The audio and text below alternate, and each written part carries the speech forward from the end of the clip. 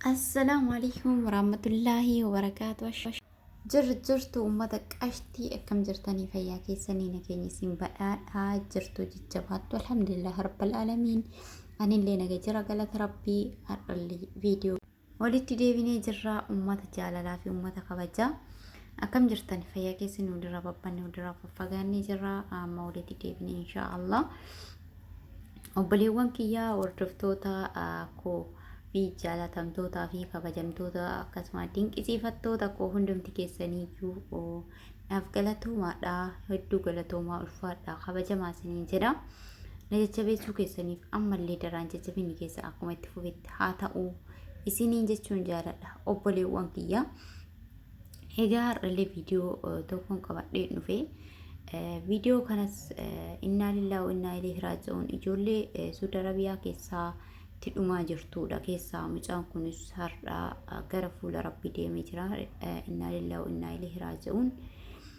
والله ربين جينتان إساها غمتشيسو دليسا وندا ساف ليسي أكسمس ماتيف أهلي إساف مندمايو صبري ججبين حالاتو وانا ما قدسيس وانا مرفتش كيسا أقوانا ما تقوتو مجان كون أوغا ساقليف دلقا تك حارقل في تكا ملت دلقاتانا ما تريدا دلقاتا تري إرقسي بودا هنگلا جدي غربي واحدو قدتي gara biyyaatitti galuudhaaf haala mijeeffatee yaani imbaasii deemee waraqaa hundaayyuu xumuratee osoon taa'ee eeggataa jiru poolisiyaan qabamee gara mana hidhaatti Suudi Arabiyaa keessatti darbamee ture. Suudi Arabiyaa keessa eeggat darbamee dararaa fi haala hamaa Suudi Arabiyaa keessa jiru dandamachuun yeroo dheeraa erga ture booda garuu ammoo guyyaa har'aa gara fuula Rabbii deemee jira. Innaa lillahi wa innaa ilaihi raaji'uun. والله وانا كان قلبي انما جبدو يا وبلي وانكي يا وانا دبني وانا اسم والله اللي جرى ربي اكا ماتي سانتيف صبري ججبين اكلات هندي كيسنو اكا منتا كيسني في دعاي قدافي اكا سمالي إسالي ربي نما جينا تانو هاتاسيسو وبلي وانكي هدو قلبي نوش أبدي جرتي بيانا ما كيستي دوتي إنفو إررايو هنفتو دوتي لالوتان إنك توقو قافنا لكن دوئي أكدو هندوم تكينيا يندونا هاتا أمري غرو دوتي تون والأدارا بيانا ما كيساكو مرقا جرتان جتشودا baay'ee nama gaddisiisa haalli jiru baay'ee nama rifachiisa jechuudha. Suudi Arabiyaa keessatti hidhamtee galuun hin jiru. Achuma keessa duutee awwaalamuun hin jiru. Firiijiidha. Firiiji sanuu carraa argataa hin jiru. Kan du'ee fi kan nafsi hin jirullee walumaan teessisaa jiran jechuudha. Akkuma argaa jirru kana jechuudha. Hundi keenya miidiyaa argaa jirra. Hedduu hangaraan nama cabuudha. Nama dhukkuboodha. Onnee namaa cabsuudha jechuudha. Wanti Suudi Arabiyaa keessatti ta'aa jiru jechuudha. Kun mana nama daamiititti qalamuudha, ajjeefamuudhaan, darbamuudhaani, haqa dhabuudhaani, eenyu akka ajjeese wallaalamuudhaani, bofti yookaan raammoo gatii lammii keenyaa caalaa akka qabdu kan nama agarsiisu, kana caalaa wanni kan qalbii namaa cabsu hin jiru jechuudha. Wallahi obboleewwan kiyya waan hamaa deemaa jira, waan silaa dhageettiidhaafuu namatti hin tolleedha. Akkaan qalbii namaa cabsuudha wanti achi keessaa gadi bahaa jiru jechuudha. Wanti Suudi Arabiyaa keessaa deemaa jiru akkuma argitan kaleessa haala dheengaddas akkuma argitan nama 5 oltu du'e. Namni 5 kana keessaa ijoollee shamaraa dhalattuu Arsiitii, Harargeetii, Jimma jechuudha. Shamarran dubartoonni jechuudha kan lubbuudhaan dheengadda darban keessaa jechuudha. Ijoollee kutaa kanniini keessaa kanniin akka ta'e adda baramee beekamee jira jechuudha. Ijoollee lubbuudhaan darban sun jechuudha.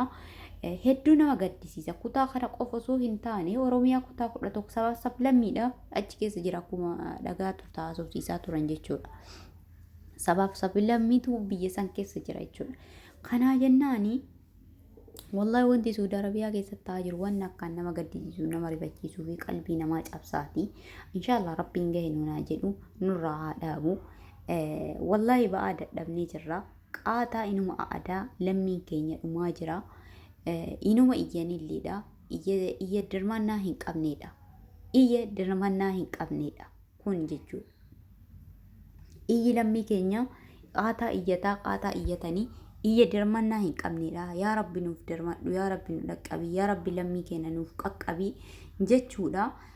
Wallahi hedduu nama gaddisiisa jechuudha. Wanti caaltuun achi caaltuuf jaarsa caaltuu irratti illee dubbatamaa jiru waan gaariidhaa miti. Hin qulqulloofne haalli isaanirra jirus haala hamaa akka ta'e dubbatamaa jira. Achi keessa ijoolleen namni dubbataa jiranii.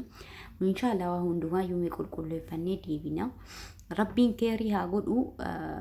Caaltuu wanni maqaa dha'uuf caaltuu nama kaanii adda taatee osoo hin taane miidiyaa kanarratti waan beekamtii qabduudhaa fi namseen ilma namaa kamiyyuu takkattiidha. Nafseen ilma namaa kamiyyuu kana caala jechuu hin danda'amu. Waan asirratti sagalee qabdu yookaan beekamtii qabduuf ka beekame Rabbi miidiyaa kanarratti beekamtii qabdu akkasumas nama hedduudhaaf iyyaa sagalee ta'aa nama turedha caaltuuni. Kanaaf yeroo hunda caaltuu maqaa dhufna malee nafsi ilma namaa takkattiidha jechuudha. Beekaa doktoraa wallaalaa fi beekattillee takkattiidha jechuudha. Rabbitu uume hundumaayyuu. Kana jennaa obboleewwan keenya wallahi waan hamaatu deemaa jira.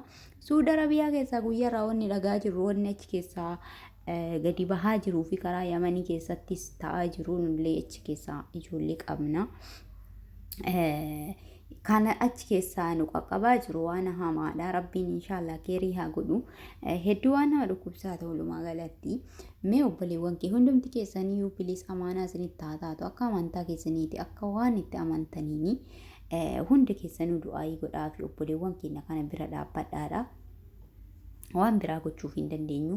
Hanguma dandeenye sagalee illee inuma taanaa fi inuma iyyina karaa miidiyaa qabnu hundumaayyuu inuma iyyina iyya sagalee hin qabne iyya dirmannaa hin qabnedha iyyi keenya. Rabbiin nuuf haa dirmatu. Dirmannaan ilma namaa homaa miti. Kan Rabbiitu caala waan ta'eef Rabbi nuuf haa dirmatu isiniin jedha obboleewwan kiyya. Kanaaf obboleessa keenya kanallee Rabbiin isaaf haa araaramu.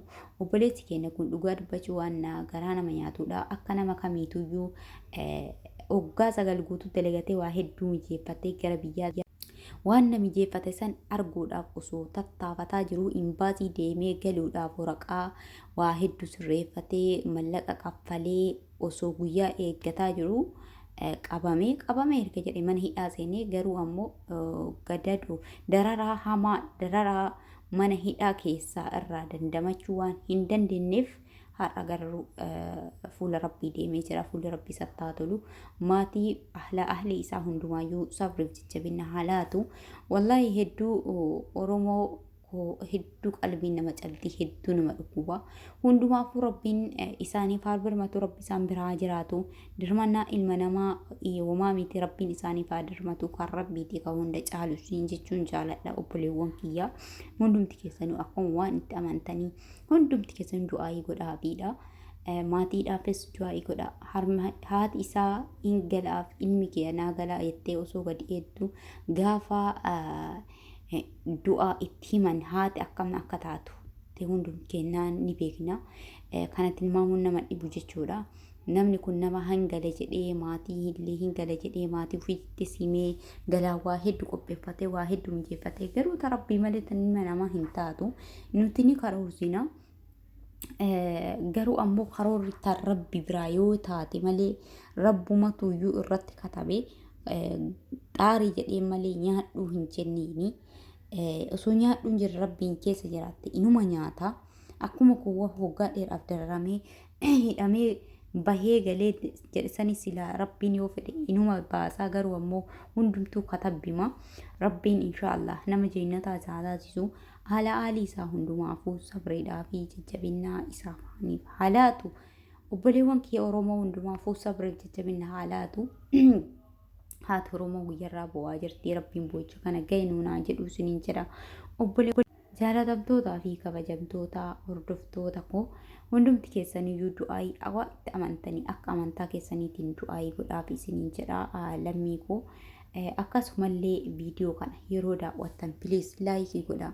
Gitii takkallee isiniin kafalchiisu ummata koo qaalii laayikii godhaadha. Laayikii akka nama baay'ee qaqqabuuf hin qarqaaraa tarii yoo fayyadne nama biraa fayyaduu danda'a sila ta'ee fi laayikii naaf godhaa. Yaadaa fi qeequmsa qabdan koomentii jalatti naaf kaayaadha. Viidiyoo irratti dhiyeessu inshaallah formeeshinii biraatii hanga qabannee walitti deebinutti turtii gaariidha naa turaadha. Obboleessa kennaafis du'aa marfiraa kadhadhaa fi maatiifis jajjabinna akka rabbiin isaaniif laatu kadhadhaa isiniin jedha. Assalaamu alaykum warahmatullaahi wabarakaatu.